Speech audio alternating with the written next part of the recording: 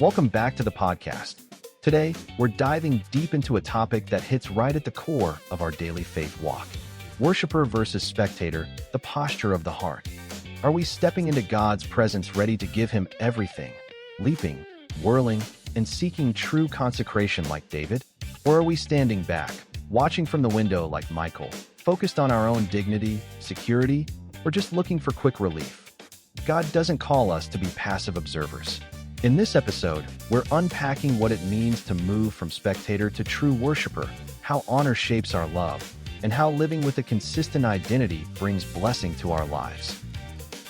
Welcome back to the Deep Dive. Today, we are heading into some really vibrant territory. We really are. We're taking a trip mentally, spiritually to Durban, South Africa to unpack a sermon from Life International Church. And I have to say, if you think sermons are just, dry readings of old texts... Or just something to get through on a Sunday morning. Exactly. You are in for a massive surprise.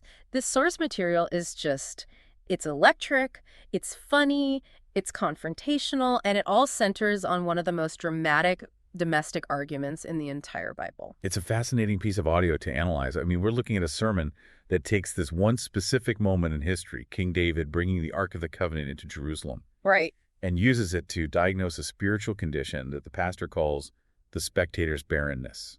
The spectator's barrenness. It sounds so heavy, almost clinical. It does. But the way it's presented is just so grounded. The mission of this deep dive really is to force us to look in the mirror. The pastor's basically asking you, are you a participant in your faith, or are you just watching from the window? And he argues that your answer to that question isn't just about, your weekend plans. It determines whether your life produces any actual fruit. Exactly. And the foundational text here is 2 Samuel 6, verses 16 through 23. Even if you aren't a Bible scholar, you probably know this scene. Oh, yeah, it's famous. It's that sharp, painful contrast between King David, who is worshiping with just absolute abandon, undignified, sweaty, totally wild, and his wife, Michal, who's watching him from a high window with this very cold, very judgmental gaze. And the source makes it clear right away. This is not just a story about a bad marriage. No. It's a typology. It's a mirror. David is the participant fully engaged with the presence of God. And Michal, she's the spectator, someone who observes, critiques, and ultimately produces nothing. Right. The sermon's whole point is that spectators don't produce life. It uses a biological reality to explain a spiritual truth. But before we even get to the theology of it all, we have to set the stage properly, because the stakes in the story are literally life and death. They really are. The narrative arc is huge. The Ark of the Covenant, which, for context, isn't just a golden box, the pastor explains it literally houses the presence of God on earth, is finally coming home. To the city of David. This is the moment David has been waiting for his entire life. But the source reminds us why the tension is so high. This wasn't the first time they tried this. Not at all. The first attempt was a complete and utter disaster. They put the ark on a cart, the oxen stumbled, and a man named Uzzah just reached out to steady it. He touched the holy thing. And he died. Instantly. Talk about a failed mission. That terrifies me just thinking about it. So the party just stops dead. David is terrified. He parks the ark at some guy's house, Obed-Edom, and basically says, I can't deal with this right now. It's too dangerous. And this is a key detail the pastor brings up.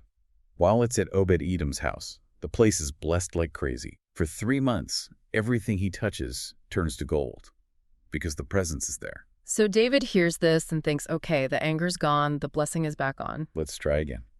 So this second parade, this isn't just a ritual. This is relief. This is redemption. The atmosphere is just electric. Everyone's in the streets. There's shouting, music, a shofar blowing. And David the king has taken off his royal robes, and he's just wearing a linen ephod. Basically an undershirt. Yeah, an undershirt, and he's dancing with all his might. But then the camera cuts from the street, and it pans up to a window. To Michal. She's not just some random spectator. She's the daughter of Saul, the previous king. And that lineage is absolutely crucial to understanding her psychology.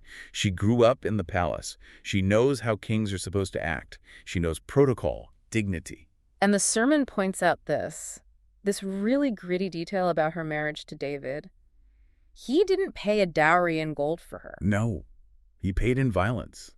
Yeah, the pastor is very blunt about it. Yeah. He reminds the congregation that the price for Michal was 200 Philistine foreskins. It's a shocking detail, isn't it? Just so graphic. It is. The pastor actually tells the crowd, if you don't know what a foreskin is, Google it. I'm not telling you. But it underscores this really serious point. There's a blood history here. She saw him rise. She was the prize for his warfare. But now, in this moment of triumph, she's nowhere near the parade. And that's the crux of it. The text says David is leaping and whirling before the Lord. He's totally in the now. But Michal, she's behind glass. And the sermon makes the spiritual diagnosis right there. She has become a spectator. Let's dig into that phrase, the spectator's barrenness. Because the pastor draws this really intense parallel between, well, intimacy and production. He does. He uses a biological analogy that's, hard to argue with. He says, look, in the natural world, you cannot have a child if you don't have intimacy. Right. You can't get pregnant by looking through a window. You can't. It requires participation. It requires friction, being in the mix, being messy. And the sermon argues that spiritual fruitfulness works the exact same way. If you're standing at the window, all safe and detached, just analyzing how other people are worshiping, you are structurally incapable of producing any fruit. That's a powerful image. It's like criticism is a defense mechanism against having to get intimate, having to get vulnerable. And it goes even deeper into her identity. The analysis in the sermon picks up on this very subtle literary choice in the Bible. In this chapter, the text keeps calling her Michal, the daughter of Saul. Oh, that's interesting. It almost refuses to call her the wife of David in this moment. So even though she's married to the new guy, her identity is still tied to the old regime. Precisely. She is physically in David's house, but her spirit is still in Saul's house. And Saul, remember, he was the ultimate spectator. When Goliath was taunting Israel, what did Saul do? He sat in his tent. He watched. He waited for someone else to fight. He was paralyzed by preserving his own image. So she inherited that spectator spirit. That's the argument. She loves the status of being queen, but she doesn't want to engage in the warfare or the wild worship. And that leads the pastor to this really sharp critique of inconsistency. Ah, the Sunday Christian versus Monday person thing. Yeah, this part hit hard. It really did. The pastor challenges the whole idea of being two different people. He says grace is not a license for duplicity. He even made a joke, a serious joke, saying if he's going to be evil outside the church, he should be evil inside too, just for consistency. I heard that. It's so provocative. He's basically saying at least be honest about who you are. He's pushing against hypocrisy. True faith requires integration.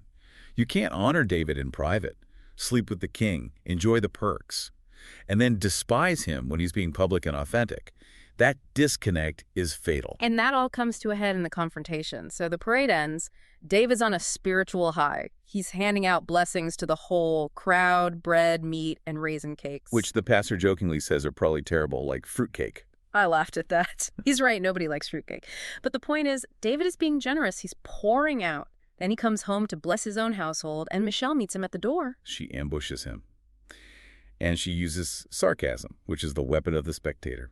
She says, "How glorious was the king of Israel today, uncovering himself," as one of the base fellows shamelessly uncovers himself. Ouch! She goes right for his dignity. She's saying, you embarrassed us. You look like trash. And the pastor has a great definition for that term she uses, base fellows. Oh, right. What was it? He says base fellows are just fellows at the base. Simple, but it reveals her whole worldview. She's up high, at the window. The base fellows are down low. And she thinks David lowered himself. But this is where David's response. It gives us the sermon's core definition of worship. Because he doesn't apologize. No, he doubles down. He says, "It was before the Lord who chose me instead of your father." I mean, that is a stinging rebuke. And then he says, "I will be even more undignified than this." The sermon brings up the Hebrew word for praise here, halal, which is where we get hallelujah. Right. And it implies being clamorously foolish. It's loud, it's expressive, it's unhinged. The insight here is that true worship isn't about looking cool. Right. Michal was worried about the horizontal view, what the maids thought. David was only concerned with the vertical view, what God thought. Exactly. The pastor notes that by criticizing the worship, Michal was actually positioning herself against God. She missed that the presence of God had moved. It wasn't at her father's place anymore. It was with David. And she refused to move with it because it looked messy. That refusal to move, it leads to the big theological pivot of the sermon, which I found really profound. It's the difference between loving deliverance and loving consecration. Yes. And we often treat those as the same thing, but they are so different. So break this down. What's the difference? Okay, so the sermon defines deliverance as the rescue. It's the blessing. It's the ark coming to Obed-Edom's house and making him rich. It's God saving you. Everyone signs up for that. Who doesn't want the breakthrough, right? Exactly. Deliverance is popular, but consecration, that's the discipline. That's the setting apart, the requirement of holiness. And the sermon argues that many people, like Michal, want the deliverance. They want the status, but they hate the consecration. They hate the undignified worship, the discipline, the grit. The pastor used a parenting analogy here that really made it click for me. Yes, about disciplining a child. He says you don't do it because you hate them. You do it to prevent the child from becoming a fool in public later on. Spare the rod, spoil the child. Yeah. But the insight was that the discipline is a form of grace. That's the key takeaway. We see grace only as the hug. But the sermon argues grace is also in the rod, in the structure that sets us apart. If you only love deliverance, you're superficial. Michal wanted the glory without the grit. She wanted the crown without the cross. And that brings us to the root cause of her barrenness. It wasn't just that she was posh, it was a heart problem, specifically a lack of honor. This is a huge theme. The pastor makes this statement that just sticks with you. You cannot love if you do not honor.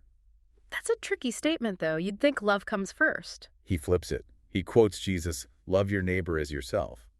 But he argues you can't do that without the mechanism of honor, and he defines honor as esteeming others better than yourself. And he makes it so practical. It's not just about honoring the king, it's about honoring the person sitting next to you. Or the person on the road. He asks, can you honor the guy on the side of the road? If you can't, your love is a lie.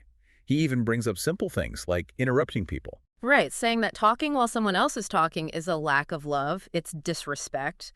It's saying my voice is more important than yours. And if you despise someone in your heart, like Michal did to David, you block the flow of life. So spiritual barrenness isn't a zap from the sky.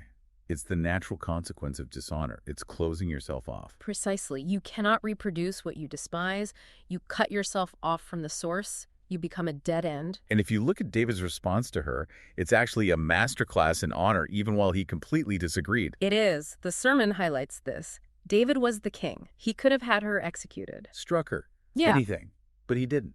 He honored her enough to listen to her toxic opinion. He listened. He rebutted her firmly. It was before the Lord, and then he let it go. He let God be the judge. And God was the judge. The text ends with that haunting line. Therefore, Michal, the daughter of Saul, had no child unto the day of her death. Which brings us back to the warning. Her barrenness was the natural result of her choosing the window over the street. She chose her dignity over her destiny. The tragedy of the spectator. So what does this all mean for us? The sermon ends with this really compelling call to action, what he calls a heart wash. It does. The pastor asks everyone, and by extension, us, to check our hearts. Have we been Michal's? Have we been harboring secret despise for how other people worship or live their lives? He specifically says, don't think of the people you like. It's easy to honor your best friend. He wants you to think of the people you struggle with. Can you honor them? Because if you can't, you're watching through the window. And the goal is to get down to the ark, to get into the mix, to accept both the deliverance and the consecration. It's about moving from the window to the dance floor. It's about realizing that sometimes faith looks undignified. Sometimes it looks like a bass fellow jumping around. But if it's for the audience of one, it's exactly where you need to be. And to find the grace in the discipline, not just in the blessing. To be willing to look foolish if it means you're participating in what God is doing. That is a lot to chew on. A real challenge to stop spectating and start participating, even if it feels messy. Absolutely. Life is found in the participation. Well, that brings us to the end of this deep dive. I hope this look into the story of David and Michal, has given you something to think about. It's certainly a call to check our hearts and make sure we aren't despising the very things that could bring us life. Couldn't have said it better. We're going to leave it there for today. Thank you for listening and diving deep with us. Until next time, goodbye and have a great week. Thank you so much for tuning in today. As you go about your week, I want to leave you with this question to reflect on. Where's your heart looking from? Remember, grace requires consistency between who we are in the sanctuary and who we are out in the world. Don't settle for watching from the window out into true devotion. Seek His presence, and let your worship bring blessings to your home and community. If this message touched your heart, be sure to share this episode with a friend who needs this encouragement. Until next time, keep your heart posture focused on Him. live with honor, and walk boldly in worship. Be blessed.